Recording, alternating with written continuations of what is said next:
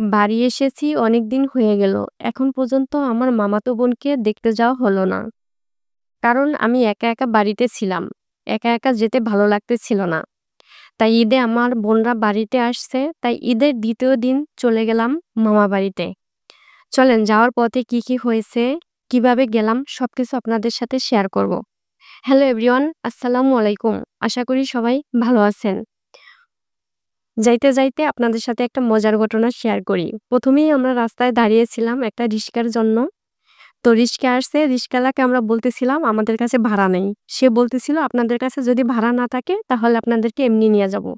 পরে আমরা বলতেছিলাম, "আমরা এমনি যাবো না। আমাদের কাছে ৳৩০ ভাড়া আছে।" বলে, "আচ্ছা ঠিক আছে। কিন্তু ভাড়া কিন্তু ৳৩০ ই।" পরে আমরা ৳৩০ দিয়ে চলে আসলাম। যাওয়ার পথে দেখা আমার স্কুল। এই যে স্কুলটা দেখতে পাচ্ছেন, এই স্কুল থেকেই আমার পড়াশোনা। এখান থেকেই আমি এসএসসি পাস করে গেছি। স্কুলটা আগের থেকে অনেক আপডেট হয়ে গেছে। স্কুলের সামনে যে ৩ টা ছেলে দাঁড়িয়ে ছিল, তারা বলতেছিল, "আমরা মনে হয় ভাইরাল হয়ে যাবো, আপু ভিডিও করতেছে।" তো ভাবতেছি যখন যাবো খালি হাতে তো আর যাওয়া যায় না। যেহেতু এখন গরমের দিন, তাহলে চলো আমরা একটা তরমুজ নিয়ে যাই। তো তরমুজের দোকানে গেলাম। সেখান থেকে একটা ৭ কেজির একটা তরমুজ নিয়ে গেলাম। এই যে তরমুজটা কিনে এখন গেলাম আমরা ঠান্ডা কিনতে। ঠান্ডা কেনার জন্য আমরা গিয়েছিলাম প্রথমত আমরা মোজো কিনতে। সারা বাজার ঘুরে আমরা একটা মোজো পাই নাই। পরে আমরা 7 আপ নিয়ে গেছিলাম এখানে। 7 আপ এর সাথে এখানে ছোট একটা 7 আপও ফ্রি ছিল। পরে আমরা 7 আপ কিনে এখানে ব্রিজের উপর দাঁড়িয়েছিলাম গাড়ির জন্য। একটা রিক্সাও তাদের ওখানে যাবে না। আর রিক্সা ভাড়া অনেক বেশি যাচ্ছিল।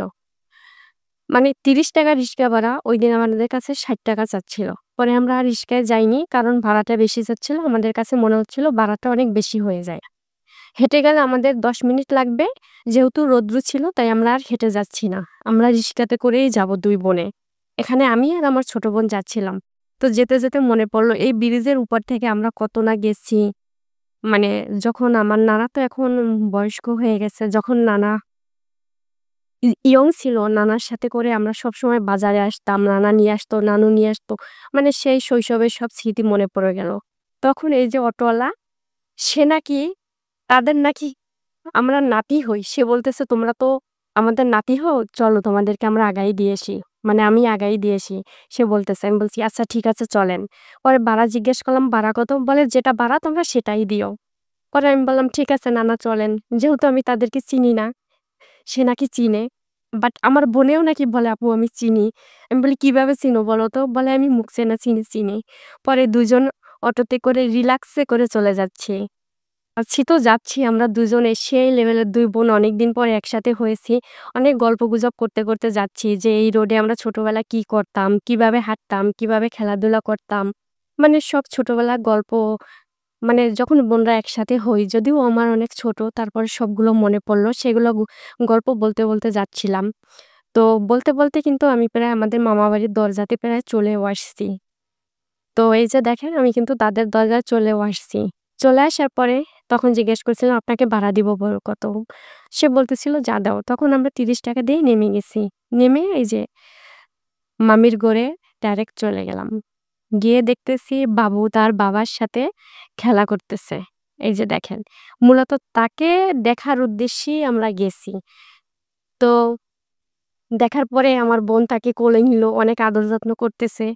তো গিয়ে দেখতেছি মামি গরুর গোশ রান্না করতেছে। রান্না করতে মামি বলল, "তোমার বোনকে খাওয়াও। সে কিছু খেতে চায় না।" পরে আমি আর কি খাওয়াবো? যখন শুনছে যে আমি খাওয়াবো তখন আর সে আমার কাছে আসেই না। পরে মামি নিয়ে নিল, নিয়ে ওকে ডালিমের রস খাচ্ছে এখানে। বাবু কিছুই খেতে চায় না, কিছুই খাবে না। পরে এখানে ওই যে তরমুজটা নিয়ে আসছিলাম, সেখান থেকে তরমুজটা মানে দোকানদার যেটুকু কেটে দিছিল সেইটুকু খেয়ে আমরা ট্রাই করতেছি আসলে মিষ্টি কিনা। আমাদের মামাবাড়ির চতুর্পাশটা খোলা, অনেক প্রচুর পরিমাণে আলো বাতাস। তো আলো বাতাসটা খুবই আমার কাছে ভালো লাগে। তো ওইখানে জমির পাশে বসে আমরা তরমুজটা খাচ্ছিলাম আমি আর আমার বোন। পরবর্তীতে দেখতেছি এখানে আন্টি খালু চলে আসছে। এখানে কিন্তু আসলে কোনো দাওয়াত ছিল না। আমরা হুটহাট করে চলে গেছিলাম এবং আমার ভাইও চলে আসছে। যখন ভিডিও কলে দেখতেছিল আমরা চলে গেছি তখন। এই যে দেখেন আমার মামাতো বোনকে আমার খালু সালামি দিচ্ছে ৳৫০০। সে নিবে না, সে টাকা চিনে না। মানে ছোট বাবু তো সে এখন পর্যন্ত টাকা চিনেই না। সে টাকা নিবেই না। পরে আমার মামির হাতে দেয়া হলো। পরে এখানে উপস্থিতভাবে মামি যা রান্না করছিল সেটাই খাওয়া হচ্ছে। এখানে গরু গোশ রান্না করছিল আলু দিয়ে, ডাল রান্না করছিল এবং মাছ রান্না করছিল। এই যে আমার ভাই তার বোনকে কোলে নিয়ে খুব খুশি। কারণ সে অনেকদিন পরে দেখছে তো। এবং আমাদের সবার ছোট এবং সবার বড় আমি। আমিও সবার আদরের, আমার বোনটাও সবার আদরের। এবং আমরা আসার সময় যে তরমুজ নিয়ে আসছিলাম, মামি সে তরমুজটা কেটে দিচ্ছে দেখেন বাবুটা আমার ভাইয়ের কোলে কত সুন্দর শুয়ে আছে। সে নতুন সবাইকে দেখতেছে তো। সে মানে অবাক হয়ে গেছে তাদের বাসায় এত মানুষ দেখে। যে এত মানুষ তাদের বাসায় কিভাবে আসলো? সে তো সবসময় একা থাকে মামির কাছে। আমরা তো যাওয়ার এতটা সময়ও পাই না। শুধু ওর ফুফিদেরকে দেখে, ওর ভাই-বোনদেরকে দেখতে পায় না। এই যে আমার আন্টি দেখেন। মাশাআল্লাহ বলবেন আমার আন্টিকে এবং আমার বোনকে। এই যে যখন বিদায় বেলা আসবো তখন, যখন বোরকা পড়তেছিলাম সে কি কান্না! সে বুঝতেছিল ওই যে টাটা দিচ্ছে দেখেন। মাশাআল্লাহ বলবেন আমার পাখিটাকে সবাই। সে টাটা দিচ্ছে।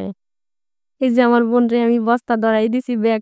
বলতেছিল আমারে বস্তির মতো লাগে আমার বোন, তুমি হাতে নাও। পরে যখন বললাম ভিডিও করতেছি তখন আর সে ব্যাগ নিবে না। সে ব্যাগ রাইখা দৌড় দিছে। বলতেছে, "তুমি ব্যাগ নাও।" ব্যাগ নিবে না। এই যে সে আবার পিছনে চলে আসছে আমাদেরকে বিদায় দিতে।